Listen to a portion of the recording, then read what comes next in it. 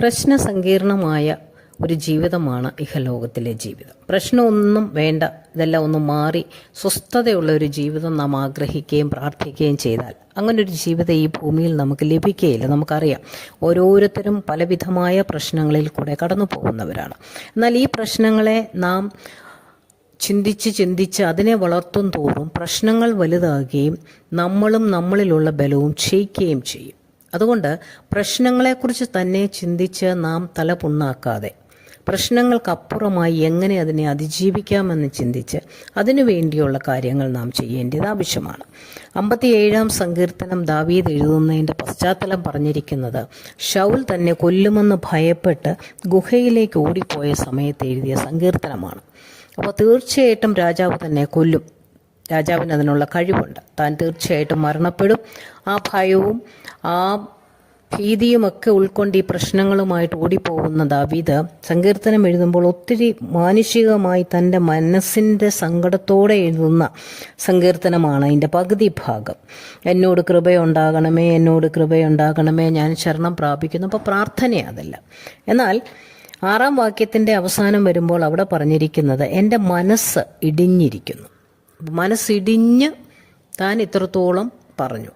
ഇനി പറഞ്ഞിരിക്കുന്നത് എൻ്റെ മനസ്സ് ഉറച്ചിരിക്കുന്നു. ദൈവമേ, എൻ്റെ മനസ്സുറച്ചിരിക്കുന്നു, ഞാൻ പാടും, ഞാൻ കീർത്തനം ചെയ്യും. എൻ മനമേ ഉണരുക, വീണയും കിന്നരവുമായുള്ളവയെ ഉണരുവിൻ, ഞാൻ അധികാലത്ത് ഉണരും. നിന്റെ ദയ ആകാശത്തോളം നിന്റെ വിശ്വസ്തത മേഘങ്ങളോളം വലിയതല്ലോ.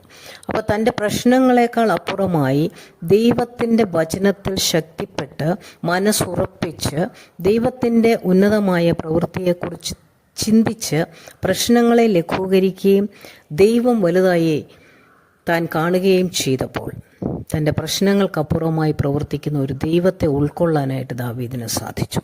അതിൻ്റെ പരിഹാരം എങ്ങനെയായിരുന്നെന്ന് നമുക്കറിയാം. ദാവീദ് പാർത്ത അതേ ഗുഹയിൽ ശൗല് വന്ന് പാർത്തു. ദാവീദിനെ തേടി വന്നതാണ്.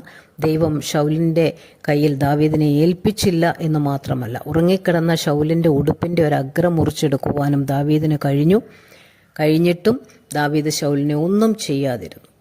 ദാവീദ് അടുത്ത സമയത്ത് ശൗലിനോട് ആ ഗുഹയിൽ നിന്ന് പോയി കഴിഞ്ഞപ്പോൾ ദാവീദ് പറയുന്നു, യജമാനെ, ഞാനിവിടെ ഉണ്ടായിരുന്നു. എത്ര അത്ഭുതമേറിയ ഒരു സ്വസ്ഥതയാണ് ദാവീദിന് ലഭിച്ചത്, അല്ലെ വിടുതലാണ് ദൈവം ദാവീദിന് കൊടുത്തത്. ഇതേപോലെ നമ്മൾക്കും വിടുതൽ തരുവാൻ ദൈവം നമ്മോട് കൂടെയുണ്ട്. അതുകൊണ്ട് പ്രശ്നങ്ങളെ താലോലിച്ച് വലുതാക്കാതെ പ്രവർത്തിക്കുന്ന ദൈവത്തെ ഓർക്കുകയും ധ്യാനിക്കുകയും സ്തോത്രം ചെയ്യുകയും ആരാധിക്കുകയും ചെയ്യുമ്പോൾ നമ്മളുടെ മനസ്സുറച്ചിരിക്കും.